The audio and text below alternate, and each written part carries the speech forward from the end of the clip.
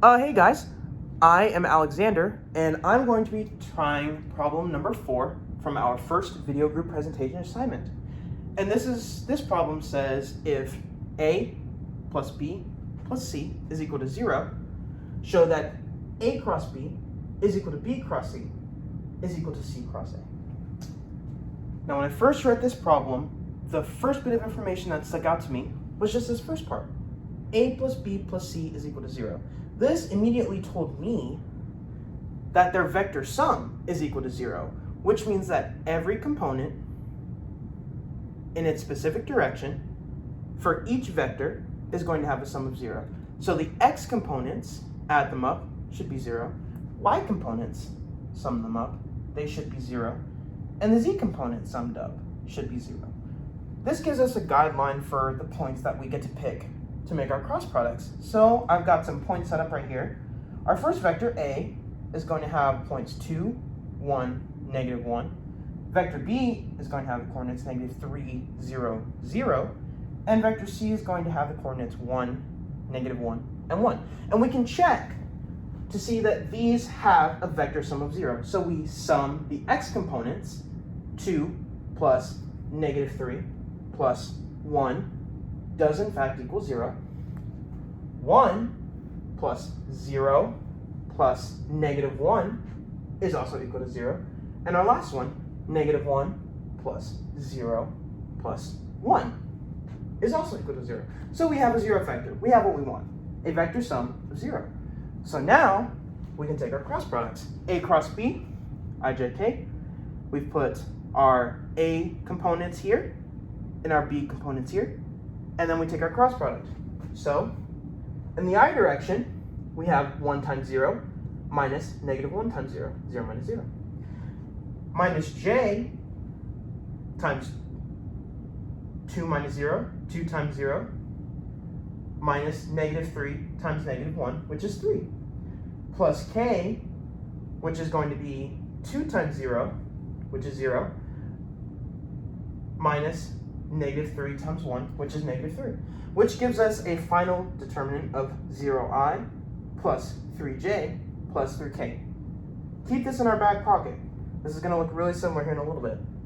We take our second cross product, vector B cross vector C, same methodology, I, j, k, B components negative 3, 0, 0, and C components 1, negative 1, and 1. And so we find I, which is 0 times 1, 0, minus 0 times negative 1, which is 0, minus j, can't forget the minus j. We cover this up, we get a negative 3 times 1, which is negative 3, minus 0 times 1, which is 0, plus a k, which is negative 3 times negative 1, which is a positive 3, minus 0 times 1, which is 0. Look at what we have here. 0i plus 3j plus 3k again. Let's see if this holds up one more time. Let's take our last cross product. Vector C, cross vector A. Same methodology one more time. I, j, k along the top. Components for C, 1, negative 1, and 1. And then our components for A, 2, 1, and negative 1. Do this one more time. We get I, negative 1 times negative 1, which is 1, minus 1 times 1, which is 1. Minus j times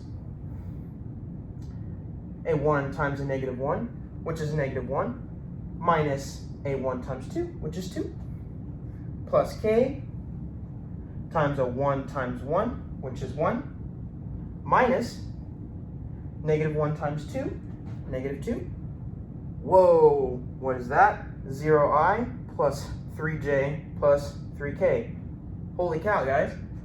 We have now found our resultant V. Resultant V, we put these back in the same Cartesian vector notation. We get a resultant vector of 0, 3, 3. What is the significance of that vector? I'll tell you. That vector is the only vector in R3 that is perpendicular to all 3 of these vectors at the same time. That is the only vector that is perpendicular to all 3 simultaneously for this set. But this isn't the only set of points that satisfies this. You could pick a totally new triplet of points whose vector sum is 0, and you'll get a completely different but still valid vector that is only perpendicular to these 3 points at the same time. That is the only vector, that vector that you get from taking these 3 determinants in this order, that is the only vector you're going to get that is perpendicular to these 3 points. And that's the only one because of how these 3 points are related to each other, how these positions are related to each other, is that their vector sum is 0.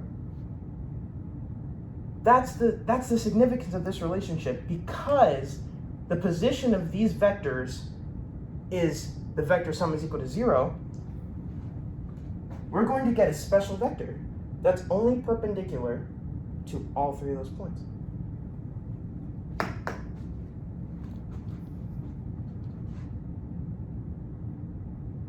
This problem was not very easy to grasp graphically. I tried to at first, and I just couldn't, so I had to do the algebra first, and then I actually had to use graph paper to find the graphical significance. But if we do this on graph paper,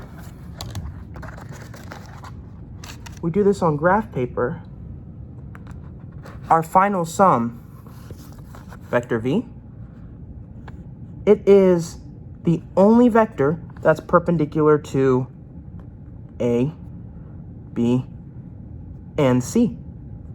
It is the only vector that is perpendicular to all 3 vectors at the same time. What do you think, guys?